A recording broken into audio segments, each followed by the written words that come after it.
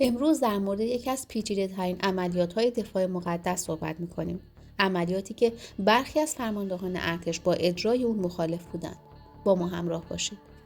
عملیات کربلای 4 عملیات نظامی تهاجمی نیروهای مسلح ایران در خلال جنگ ایران و عراق بود که در 3 دی 1365 در محور ابوالخصیب در جنوب عراق به صورت گسترده و با هدف آماده سازی مقدمات فتح بصره آغاز شد. قرار بود این عملیات با استفاده از تاریکی شب به صورت ناگهانی انجام شود و هدف آن گرفتن نقطه اتکایی در ساحل غربی آبراه اروندرود بود. پس از تسخیر ساحل غربی قرار بود تهاجم تا تصرف بصره ادامه یابد. از دلایل تاکید بر تعجیل در این عملیات تحت تاثیر قرار دادن کنفرانس سازمان همکاری اسلامی بود که در آن مقطع زمانی در کشور کویت برگزار می‌شد.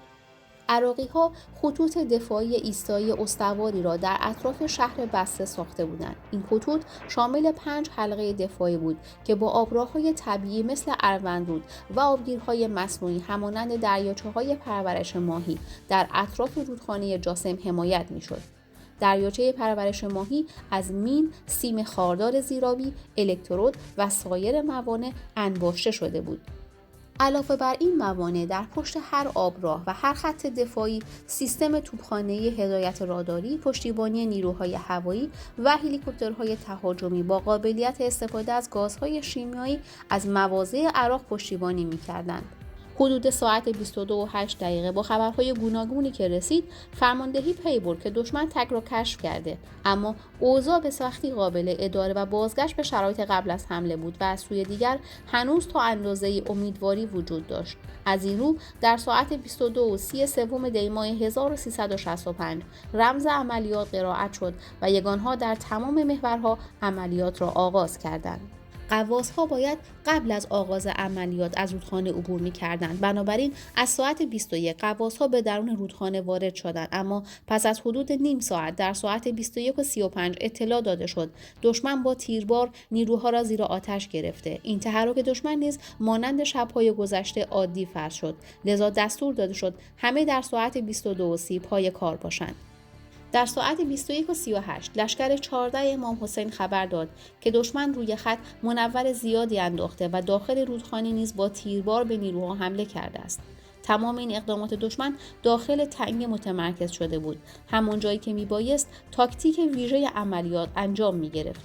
در ساعت 22 فرمانده قرارگاه قدس اعلام کرد که لشکر 31 عاشورا متوقف شده و امکان استفاده از لشکر 41 سارالله نیز وجود ندارد و تیربار دشمن در خط و روی آب نیروها را هدف قرار گرفته.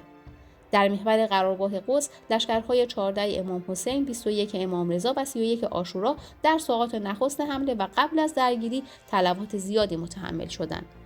غواصان نمی‌توانستند از کپسول اکسیژن استفاده کنند. از این رو به صورت شناور بر روی آب با ارتفاع 20 سانت در عمق آب فرو می‌رفتند و طناب‌هایی در آب در دست داشتند تا مسیر را گم نکنند. به دلیل اینکه باید از منطقه حساس عبور می‌کردند، ابتدای گروه تحت عنوان پیشتاز به سمت جزایر حرکت کردند تا مطلع شوند که آیا عراقی‌ها از حضور آنان باخبرند یا خیر. در همین زمان و به یکباره منطقه کاملا روشن شد و هواپیماهای عراقی بر روی آب منور ریختند، به طوری که منطقه مثل روز روشن شد و عراقی‌ها ستونهای غواص‌ها را دیدند و با تمام تجهیزاتی که داشتند آنان را به گلوله بستند. بسیاری از غواص‌ها شهید شدند، زیرا بسیاری از گلوله‌ها به سر آنان می‌خورد. آنان هیچ راهی نداشتند، نمی‌توانستند از اسلحه استفاده کنند و نه راه برگشت داشتند. بسیاری از بچه‌ها مظلومانی در این فضا شهید شدند.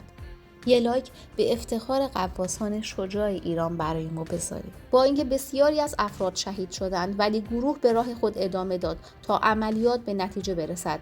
گروه به بلجانیه رسید و دژ اول، دوم و سوم را گرفت. در آنجا جانپناهی درست کرده و سپس به عقب برگشتند. در طول مسیر مجبور بودند به دلیل آنکه سیم خاردارهای زیادی وجود داشت به صورت سینه‌خیز عبور کنند. در این عملیات بسیاری از نیروهایی که بعد از غواص‌ها با قایق آمده بودند نیز کشته و اسیر شدند. اکثر کسانی که غواص بودند در آن عملیات به صورت دست جمعی یا تک تک شهید شدند. بعدها عکس‌هایی را که عراقی‌ها در روزنامه‌هایشان منتشر می‌کردند نشان می‌داد که اسرای غواص ما را دست بسته تیرباران می‌کردند. در این عملیات از 500 نفر غواص شاید تنها 200 نفر بازگشتند. نظرات شما برای من بسیار ارزشمنده.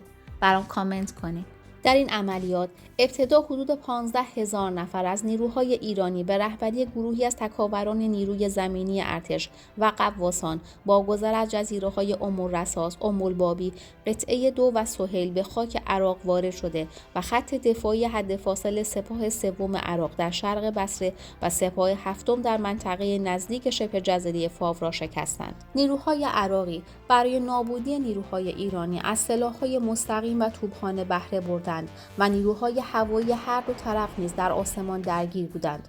12,000 کشته و زخمی برای ایران برجا ماند. در این عملیات یکی از بزرگترین جابجایی‌های نیروها با استفاده از بالگرد در طول مدت کوتاهی توسط هوانیروز ارتش و نیز قایق‌های تندرو و هاورکرافت‌های نیروی دریایی ارتش انجام شد. همچنین پشتیبانی هوایی، توپخانه‌ای و پدافندی ارتش نیز در این عملیات ادامه داشت. ولی به دلیل مشکلات اساسی در طراحی و جمع شدن نیروها در یک منطقه موجب شکست سنگین نیروهای ایرانی شد.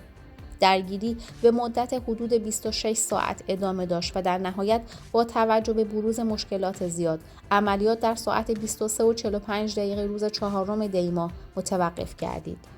با شکست عملیات کربلای 4 2 هفته بعد عملیات کربلای 5 توسط نیروهای ایرانی انجام شد. در سال 1394 با گذشت 30 سال از عملیات کربلای 4 کمیته جستجوی مفقودین ستاد کل نیروهای مسلح ایران اعلام کرد که اجساد 175 غواص ایرانی را که با دستان بسته شهید شدند در منطقه ابوفلوس عراق کشف کرده است. فرمانده این ستاد همچنین اعلام کرد که برخی از اجساد کشف شده دارای هیچ جراحتی نیستند و نیروهای بحثی آنها را زنده به گور کردند. پیکر غواصان کشته شده در عملیات کربلای 4 به همراه 100 سرباز گمنام دیگر طی مراسمی در روز 26 خرداد 94 در تهران و از میدان بهارستان تا معراج شهدا تشییع شد. اگه این ویدیو مورد پسندتون بود حتما کانال ما رو دنبال کنید.